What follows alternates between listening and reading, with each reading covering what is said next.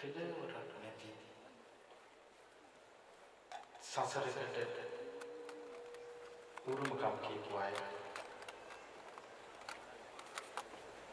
බුදුරජාණන් වහන්සේ වදාළේ මේ ජීවිතේ පටන් ගන්න තැන සොයන්න බෑ කියලා.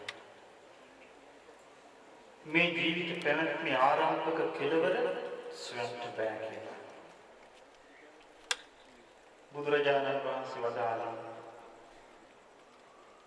මේ ජීවිතයේ ආරම්භක කෙලවර සොයන්න බැරි මේ ගමනේදී අපිට සතර අපාය උපදින්න වෙනවා. අපිට නිරේ උපදින්න වෙනවා. තිරිසන් යෝනිය උපදින්න වෙනවා. പ്രേත ලෝකෙ උපදින්න වෙනවා. මේ අපාය වැටි වැටි යන්න ගුණේ චතුරාර්ය සත්‍ය අවබෝධ නොකර නිසා. චතුරාර්ය සත්‍ය අවබෝධ නොකළ සත්වයා කර්මයට දාස වෙලා ඉන්නේ.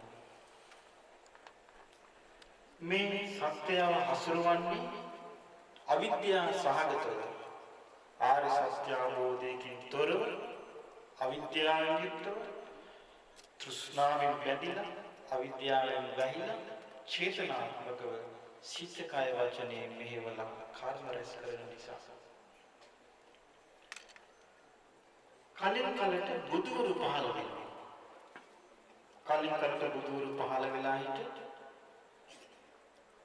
බුද්ධිමත් දෙවි මිනිසුන්ට ඇත්ත පහදා දෙන්නේ. ඒකයි බුදුරජාණන් වහන්සේලාගේ විශේෂත්වය. බුදුරජාණන් වහන්සේලා හැමතිස්සෙම ලෝකේ පහළවන්නේ නැහැ. උන්වහන්සේලා පහළවන්නේ ඊටම කලාතුරකින්. මීට කල්ප 100කට කලින් මින් 92 වෙනි කල්පේ 91 වෙනි කල්පේ විපස්සී කියලා බුදුරජාණන් වහන්සේ නමක් පහළ වුණා. ඊට පස්සේ පින්වත්නි කල්ප 60ක් බුදුරජාණන් වහන්සේලා පහළ වුණේ නැහැ. කල්ප 60ක්ම බුද්ධ ශූන්‍යයි. බුදුරජාණන් වහන්සේගේ භික්ෂුවක් කැවිදින් ගැහුවා ස්වාමීනි භාග්‍යවතුන් වහන්සේ කල්පේ කියනවා. කල්පේ කියන්නේ ස්වාමීනි කොච්චර කාලයක්ද? භික්ෂුව කල්පේ වර්ෂවලින් කියන්න බෑ. මෙපමණ වර්ෂ ගණනක්, මෙපමණ වර්ෂ 100 ගණනක්, මෙපමණ වර්ෂ දහස් ගණනක්, මෙපමණ වර්ෂ ලක්ෂ ගණනක් කියලා කල්පේ කියන්න බෑ. ස්වාමීනි උපමාවක් කියන්න පුළුවන්. පුළුවන් පින්වත් භික්ෂුව. බුදුරජාණන් වහන්සේ උපමාවක් කියනවා. ඒ තමයි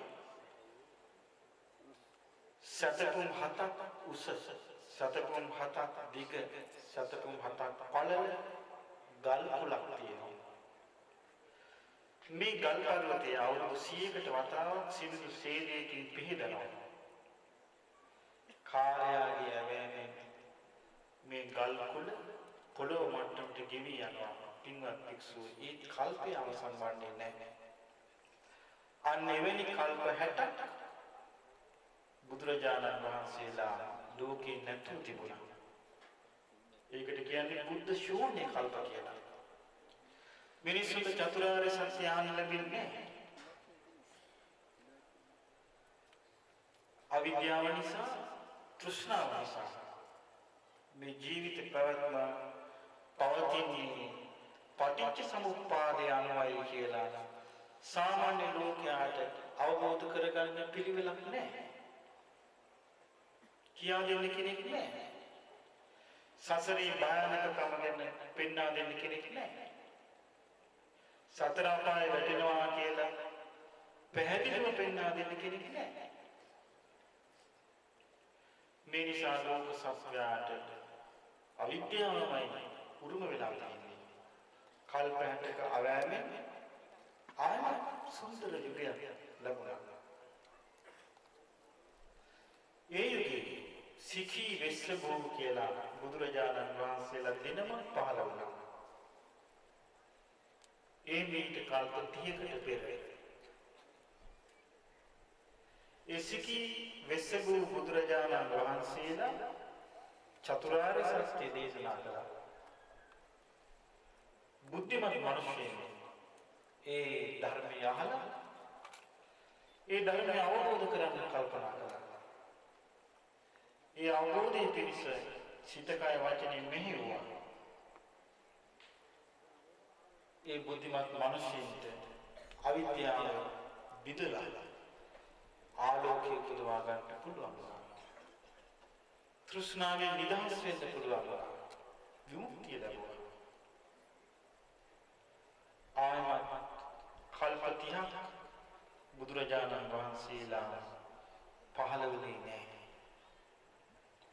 කල්ප 30ක් බුදුරජාණන් වහන්සේලා පහළ වුණේ නැහැ. කල්ප 30කට පස්සේ අපි මේ ගත කරන කාල පරිච්ඡේදය එනවා. මේ කාල පරිච්ඡේදය තමයි මහා භද්‍ර කල්පය.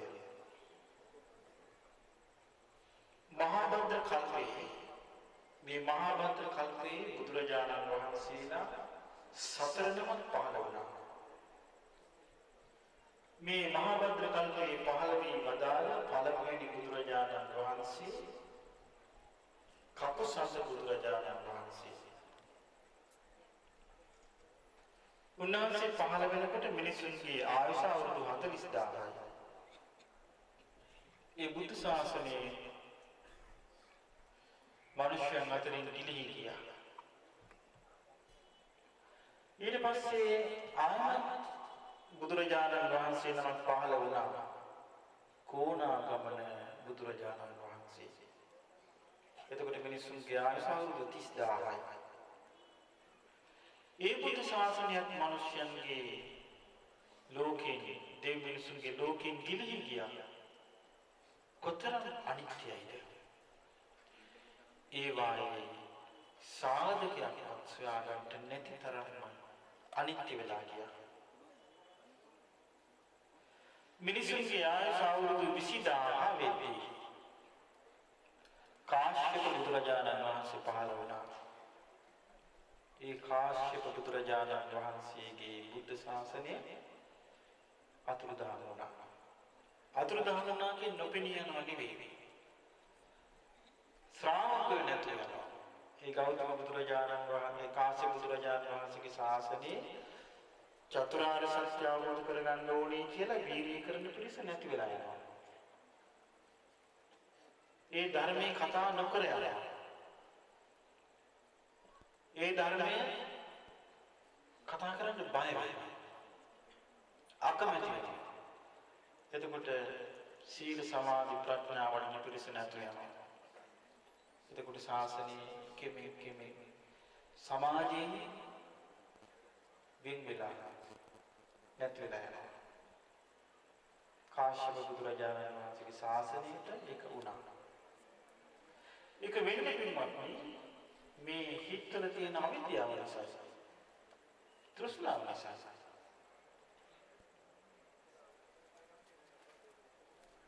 ආයම අපේ වාසනාවට අවුරුදු 20000 යුගයේදී කාශ්‍යප බුදුරජාණන් වහන්සේ පහළ වුණේ.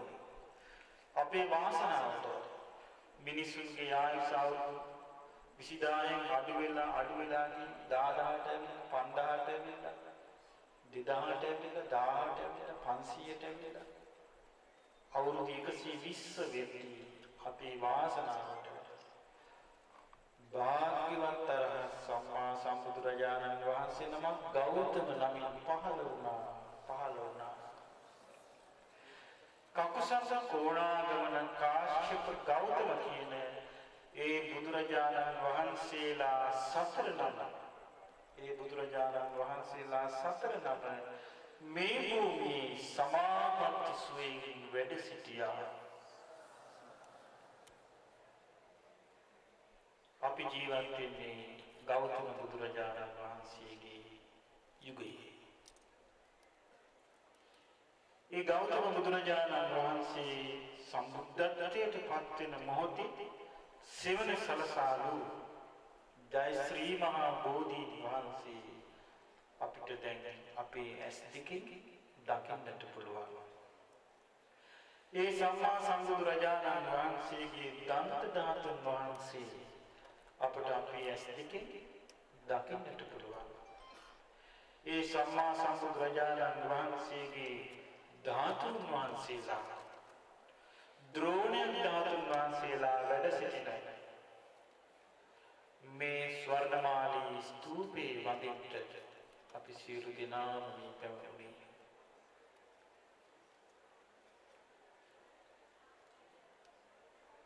ගෞතම බුදුරජාණන් වහන්සේගේ ශාසනයේ වෙනුවෙන් අපේ මුතුන් මිත්තෝ අපේ පැරණි ස්වාමීන් වහන්සේලා ජීවිතේ පූජා කළා.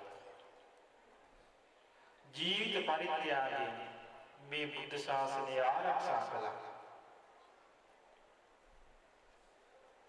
මිහිඳු මහ රහතන් වහන්සේ ගෞතම බුදුරජාණන් වහන්සේගේ ධර්මයෙන් අපට ලබා දෙනකොට මේ රටේ හිටපු දේවානම්පියතිස්ස රජතුමා ප්‍රධාන ආරියට්ට අමාත්‍යතුමා ප්‍රධාන අනුලාභිස ප්‍රධාන සියලු දෙනා සුවඳ මල් මාලයක් මුදුන් මල් ගඩක් පිළිගන්නවා වගේ ඉතා ශ්‍රද්ධාවෙන් ඒ බුද්ධ ශාසනය පිළිගත්තා. ඒ ගෞතම ශාසනයේ පැවිදි වුණා. රජුරුවන්ගේ මහා මේඝ වනෝද්‍යානයේ ගෞතම බුද්ධ ශාසනයට පූජා කළා. මිහිඳු මහ රහතන් වහන්සේ සලකනු කළා. මහරජතුමනි මෙන්න මෙතන ශ්‍රී මහා බෝධීන් වහන්සේ රෝපණය කළ යුත්තේ. මෙන්න මෙතන මහා ස්තූපය පිහිටන්නේ ගෞතම බුදුරජාණන් වහන්සේගේ. මෙන්න මෙතන මහා විහාර භූමිය. මිහිඳු මහ රහතන් වහන්සේ සියල්ල පෙන්වලා දුන්නා. ඊට පස්සේ මේ ලංකෙමේ සදහවත් සිංහල බෞද්ධ ජනතාව මුළු හදවතින්ම ගෞතම බුදුරජාණන් වහන්සේව සරණ ගියා. මුළු හදවතින්ම ගෞතම බුදුරජාණන් වහන්සේගේ ධර්මයේ සරණ ගියා. මුළු හදවතින්ම ගෞතම බුදුරජාණන් වහන්සේගේ ශ්‍රාවක සංඝ රත්නයේ සරණ ගියා.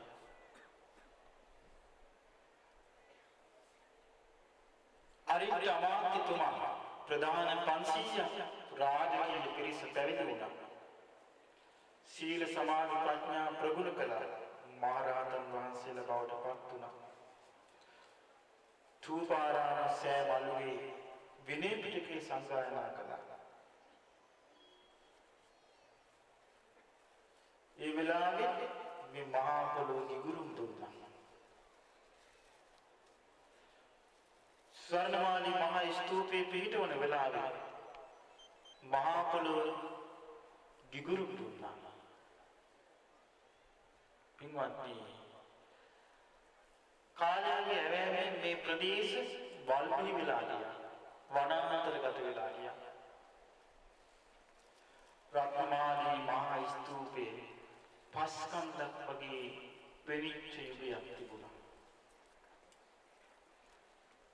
අවුරුදු 1000ක් වගේ කාලයක් පරසතුරු ආක්‍රමණ නිසා, අවුරුදු වියවුල් නිසා ගෞතම බුද්ධ ශාසනය සමාජයෙන් ඈත් වී ගියා. පින්වත්නි, ඉතා සුළු වර්තමානයේ අවුරුදු 100ක් වගේ සුළු කාලයක තමයි ආයමත් මේ ලෝකේ ගෞතම ශාසනය ගැඹුරීමක් තියෙන්නේ. ඒකට අවුරුදු 50ක් වගේ කාලයක් තමයි දැන් ගෞතම බුදුරජාණන් වහන්සේගේ ශාසනය බබලමින් තිබෙන්නේ. හැබැයි පින්වත්නි, අපි පැහැදිලිව යමක් තේරුම් ගත යුතුයි. ඒ තමයි මේ ලෝකේ විනාශ වෙනවා. මේ ලෝකේ අනිත්‍යයි. මාය කියන්නේ වර්තමාන ලෝකේ සකස් වෙන ආකාරය අනුව තව අවුරුදු 4කින් විතර ලෝකේ විශාල දුර්භික්ෂයක් එනවා. කෝටි ගණන් මිනිස්සු මරණ යුගයක් එනවා. ඒක මා කියන කතාවක් නෙවෙයි. ලෝකෙ සියලු දෙනා කතා වෙනවා. ඔබට දැනගන්න ඕන නම් අන්තර්ජාලය ඔස්සේ බලන්න පුළුවන්. 2012 ජනවාරි 2012 දෙසැම්බර් 21. 2012 දෙසැම්බර් 21 තමයි මේ පෘථිවිය චලනය වෙන දවස. එදා ඊපස්සේ විශාල සුනාමි වගේ දේවල් එන්න පුළුවන්. ගිනි කඳු පුරන්න පුළුවන්. පේන කඳු ගිලා බහින්න පුළුවන්. අලුතින් කඳු මතුවෙන්න පුළුවන්. මේ පෘථිවිය උතුරු දකුණ පාව වෙනස් වෙන්න පුළුවන් කියලා අනාවැකි රාශිය පොත්පත් රාශියක් දීවිලා තියෙනවා. තව දෙකකින් තුනකින් ලෝකයේ ප්‍රධාන මාතෘකාව වෙන ඕක. ඊට කලින් අපි අප්‍රමාදී වෙන්න ඕනේ. කෝටි සංඛ්‍යාත පිරිසකට බඩගින්නේ මේ යන්නේ වෙන කාලය ඈත නැහැ. ඒ නිසා අපිට මේ ජීවත් වෙන්න තිබෙන අවුරුදු 4-5 පොඩි කාලේ අපි අවබෝධයකින් යුතුව ඒ ගෞතම බුදුරජාණන් වහන්සේගේ පිළිසරණ ලබා ගන්න පිහිට ලබා ගන්න ඕනේ. අපි ලෝභකමින් ඊර්ෂ්‍යාවෙන් එකිනෙකාට බැඳාන ගහගෙන එකිනෙකාගේ දොස් කියාගෙන ඉඳලා පළක් පුංචි කාලේ යද්දී සුනාමි ඇති වෙච්ච වෙලාවේ ධර්මයේ හැසිරෙන සුළු පිරිසක් බේරුණා. බොහෝ පිරිසක් විනාශ වුණා. නමුත් 2012 දෙසැම්බර් 21 වෙන සිද්ධියේදී කෝටි ගණන් මනුෂ්‍යයන් මැරිලා. මේ නිසා ඔබ හොඳට තේරුම් ගන්න අපට තිබෙන්නේ බොහොම සුළු කාලයක්. අප්‍රමාදීව අපි අද ලක්ෂ සංඛ්‍යාත පිරිසක් අප සමග වන්දනාවට සහභාගී වෙනවා. මේ ලක්ෂ සංඛ්‍යාත අපි සමස්ත ලෝක ජනගහනය අනුව බලද්දී ඉතාම ස්වල්පයක්. නියපොතට ගත්ත පස් ටිකක් වගේ සමස්ත සත්‍යයන් බලද්දී අපි ඉතාම ස්වල්පයක්. ඉතින් පින්වත්නි මේ ස්වල්ප පිරිසවන අපි මේ ගෞතම බුදුරජාණන් වහන්සේගේ ශාසනයේදී අඩු ගණනේ අපිට ඉස්සල්ලාම සද්ධානුසාරී වෙලා ඒ කියන්නේ ශ්‍රද්ධාවට පැමිණිලා ඊට පස්සේ ධර්මයේ නෝනින් මෙනෙහි කරමින් ධම්මානුසාරී වෙලා සෝවාන් මාර්ගයේ දියුණු කරගෙන අපිට සෝවාන් ඵලයටපත් වෙන්න ලැබුණොත් මේ අවුරුදු 4 මාස වෙලා සමහර විට බඩගින්නේ මේ යන්න වුණොත් ඒත් අපට සුගතිය උපදින විදියට අපේ ජීවිතේ හදා ගන්න පුළුවන්. පින්වත්නි ගෞතම බුදුරජාණන් වහන්සේගේ ශාසනයේ මිනිස් ලෝකෙන් අතුරුදහන වේගෙන ගියාට දෙව්ලොවට ඉච්චර කාලයක් නැහැ. තුසිත දිව්‍ය ලෝකේ මිනිස් ලෝකෙන් අවුරුදු 400ක් තුසිත දෙව් ලෝකේ එක දවසක්. එතකොට බුදුරජාණන් වහන්සේගේ පිරිනිවන් පෑමෙන් පස්සේ තුසිත දිව්‍ය ලෝකෙට තාම දවස් 6ක්. හැබැයි දෙවියන් අතරට යන්නේ අමාරුයි. වර්තමාන යුගයේ මැරෙන අය සතර අපායේ. බොහෝ අය සතර අපායේ. ඊටාම ස්වල්ප පිරිසයි දෙවියන් අතරට යන්නේ. සතර අපායේ ඒ කියන්නේ බොහෝ අය නිරේ උපදිනවා. එහෙම නැත්නම් තිරිසන් අපායේ උපදිනවා. එහෙම නැත්නම් ප්‍රේත ලෝකෙ උපදිනවා. එහෙම නැත්නම් භූතය වෙලා උපදිනවා. දෙවියන් අතරට යන්නේ ඉතාමත් ස්වල්ප දිනයි. නැවත මිනිසුන් අතරට එන්නේ ඉතාමත් ස්වල්ප දිනයි.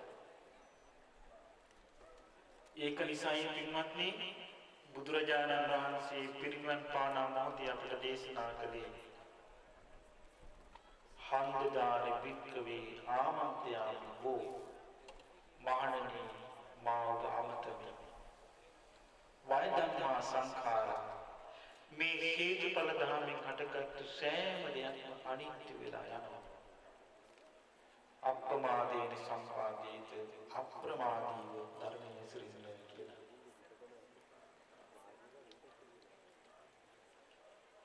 ඉතින් මේ ඔබට බලන්න ඕන නම් මම මේ කියන කාරණේ විස්තර වශයෙන් ඔබට බලන්න පුළුවන් වෙබ්සයිට් එකේ. ඒකේ තියෙන්නේ Doomsday 2012 දෙසැම්බර් 21. මා පුද්ගලිකව ඒ දින කීපේ බලාපොරොත්තු වෙන්නේ මේ මහා සෑයාවට වන්දනා කරමින් කල් ගත කරන්න. මොකද සමහර විට අපි දන්නේ නැහැ ඒ කාලේදී ලෝකෙට මොකක් වේවිද කියලා. ඉතින් ඒ නිසා පින්වත්නි මේ මිනිස්යන්ගේ ද්වේෂයෙන් මිනිස්සු පව කරනවා. මිනිස්යන්ගේ ඊර්ෂ්‍යාව නිසා පව කරනවා. පලිගන්නවා. ඒ වගේම මිනිස්යන්ගේ අවබෝධය නැතිකම නිසා පව කරනවා. මිනිස්යන් මාන්නය නිසා පව කරනවා. මිනිස්යන් ජාති කුල ගෝත්‍ර වශයෙන් බෙදීම නිසා පව කරනවා. මිනිස්යන් උගත් බෙදීම පව කරනවා. මිනිස්යන් රාගය නිසා පව කරනවා.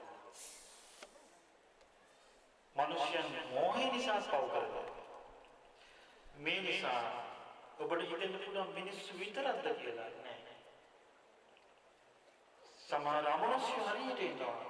මිනිස්සුන්ට වැහිලා මිනිස්සුන්ව මෙහෙवला පව කරනවා.